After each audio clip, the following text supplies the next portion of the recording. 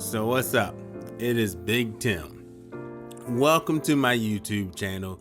Click subscribe ASAP. On this channel, we talk about things that are relevant to Christian culture today from the perspective of a black male who also does hip-hop music.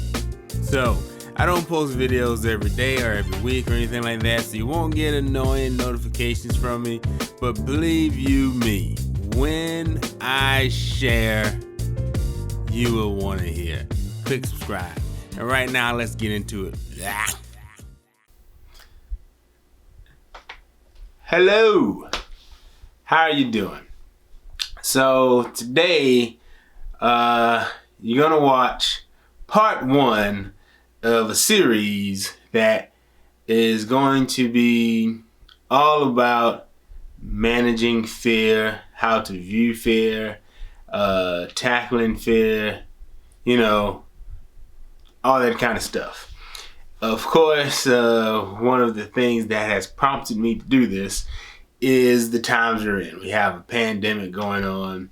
A couple of days ago, I dropped a music video, Death to Coronavirus. There's probably going to be a link down below where you can go and watch the video. But I also realized that the song needed a little more guidance to accompany the spirit in which it was written, and the direction in which it was intended to persuade you. So I don't know how many parts are going to be to this series. I do have some notes here that I'm going to go off of, but it's going to kind of see where it takes me. Maybe just 2 parts, maybe 50 parts. Who knows?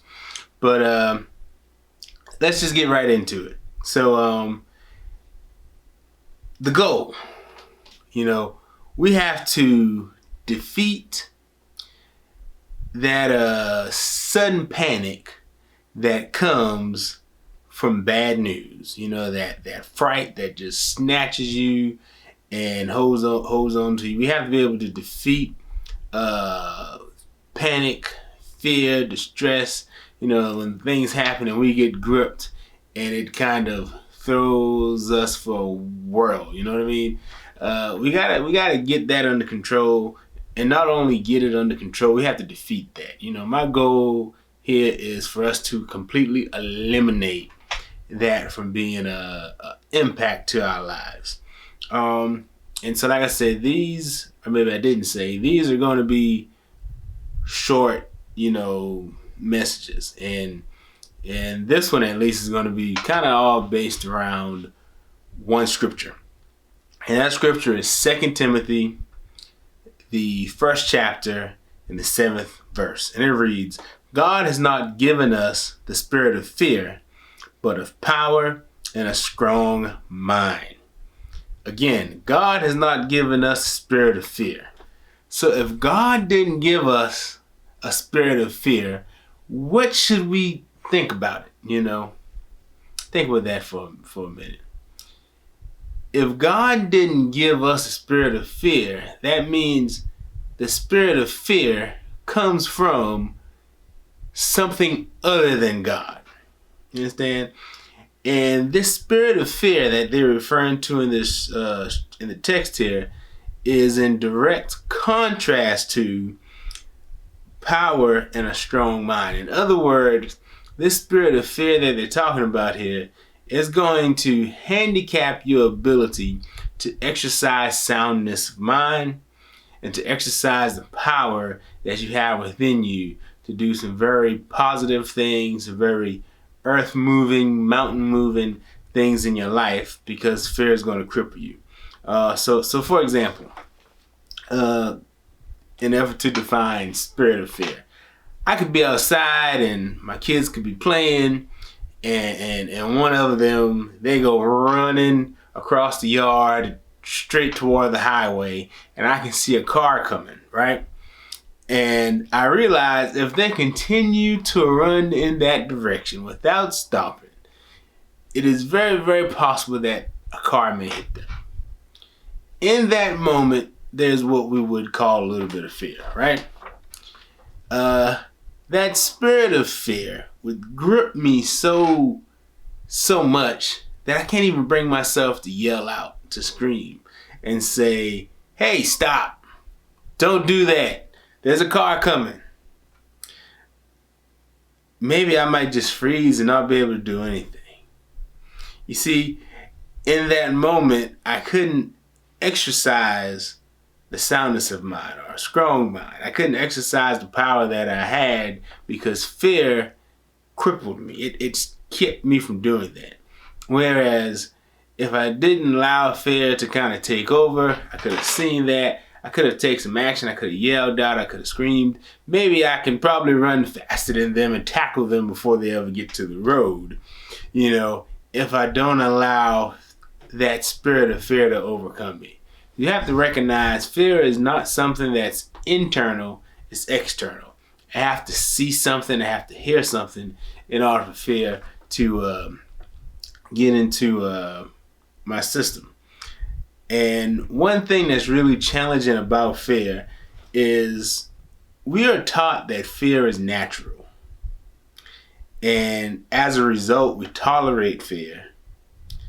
And we don't really address it as much as we should. We don't really fight it as much as we should. You know, we see it as just a natural occurring feeling, and we got psychology and therapy and counseling that kind of encourages us to embrace these fears and you're normal because you're scared and all this kind of stuff. And I'm not here to debunk or go against psychology or psychiatry or science or whatever the case might be.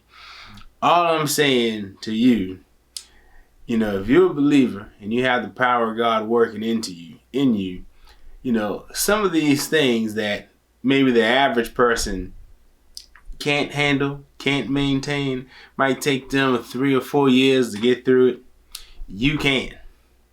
You know why you can? Because that spirit of fear is not from God. If it's not from Him, it's not natural, and guess what? It doesn't have to be there in the first place. You can choose to acknowledge it. You can choose to tolerate that fear. But you got to keep in mind, if you tolerate fear, that's also you accepting your faith being weakened. What do you mean, Tim? So if you remember the story, Jesus was walking on the water. The disciple saw him from the boat. He asked could he come out. So now you have the disciple walking on the water out to Jesus. He gets to Jesus. He looks around and he's like, oh man, the wind is blowing, waves are crashing. Boom, next thing you know, he falls in the water. Jesus reaches out to him, pulls him up, and the first question Jesus asks him is, like, when did you doubt? At what moment did you doubt? In other words, at what moment did you have momentary fear? You see, where there is fear, there can't be faith. Where there is faith, there can't be fear. You understand what I'm saying? So think about it. The disciple, he's walking on water. Walking on water. And he's walked some distance already because he walked from the boat out to Jesus. And despite the fact that he's already walking on water, he looks at the scenery around him and decides there's something to be afraid of. And in that moment, he loses his footing. And Jesus lets him know exactly what the problem was. He had doubt. He had fear. And that fear and faith couldn't be present at the same time. And so what I want to highlight to you right now is be careful how you process fear, how you allow fear to take over, how much you acknowledge fear. You know, I'm not saying it's not a real thing or anything like that. I'm just saying be cognizant of the fact that fear disturbs your faith, okay? And if we allow fear to rule, we can do some things that are really nonsensical, non-practical, non-godly wisdom. For example, let's go back to the kid running out into the highway, right? There's a fact there, right? My child is running out into the highway. And I could have decided to close my eyes and say, oh, nothing bad here. It's just something that's going to scare me. I'm not even going to look. Can't see it. No.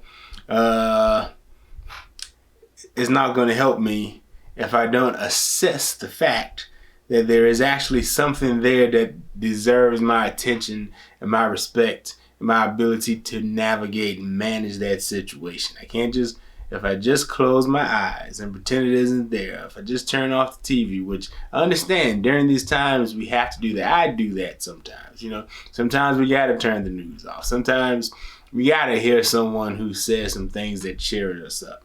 But at the same time, we can't allow fear to overtake us so much that we only listen to things that we want to hear, that we neglect factual information, and even more so, we neglect our ability to, again, exercise our power to do something positive in the world, to make some positive changes in the world. We lose our ability to make sound decisions for ourselves, our family, our neighborhood, our community, those people out there that we would like to impact. And I would also add that faith comes by hearing. You know, that's in the scripture, right? Again, keep in mind, faith and fear, antonyms. But in this way, they're the same, because fear comes by hearing as well. So you gotta ask yourself, you know, if faith pleases God, who does fear please? You can't please God without faith. And guess what? You can't please Satan without fear. So I just want to ask you, encourage you to allow faith to rule and not fear. And strive to be in a position where when things come your way, and something comes that maybe will potentially shake you up, you don't allow it to do so. And I can tell you that no matter the situation, okay, you can control fear. You know, you see something, you hear something, and at some point in time, there's a very quick decision often that is made as to whether you're going to be afraid or not, okay? There is a choice, and it's a trained choice how we respond. I can tell you, as a person who has had more than one time, I've had a gun pointed at my head. More than one time, I've had somebody threaten to shoot me in the head with a gun. And I look back and I think to myself, wow, you know, in those situations, I wasn't even afraid. You know, how I got there, how I got to that point, whatever, who knows. But I look back and I realize that I'm probably alive today because in that moment, I wasn't stricken with fear. I didn't do anything irrational. I thought about the situation I was in. I had soundness of mind, a strong mind, and I had the ability to exercise my power of rationale and not doubt God in that situation. I wasn't going, oh, I'm going to die, I'm going to die, I'm going to die. No, I didn't. It didn't even enter my mind, despite the circumstance that I was going to lose my life. You know, I didn't have doubt for a moment. Why, whatever. It is what it is. You know, but there are people who've been in those situations and similar, and they're just not alive today for whatever reason. And I believe for some of those people, it was fear. You know, something happened and they said something that out of fear, you know, not being rational, and their actions and the things they said convinced the person on the other end, hey, I better pull this trigger for whatever reason. You know, and I'm not saying that's every situation, but what I am saying is, I'm driving home this point. Fear isn't really natural. It is a feeling that we have, but it's not something that we have to allow ourselves to focus a lot of attention on. And we have to exercise our right, our God-given ability to confess. 2 Timothy 1:7, over us, God has not given us a spirit of fear. If he didn't give it to us, it's not from him. We don't have to accept it. It's not natural for us. But of power and a strong mind, okay? And we want to be in the power and strong mind realm. You know, we want to be in that place where we can be of some use to somebody, use to our family, use to our community. And so I think that's all I'm gonna say for right now. I really, really thank you guys for this, and who knows where part 2 is gonna take us. But till next time.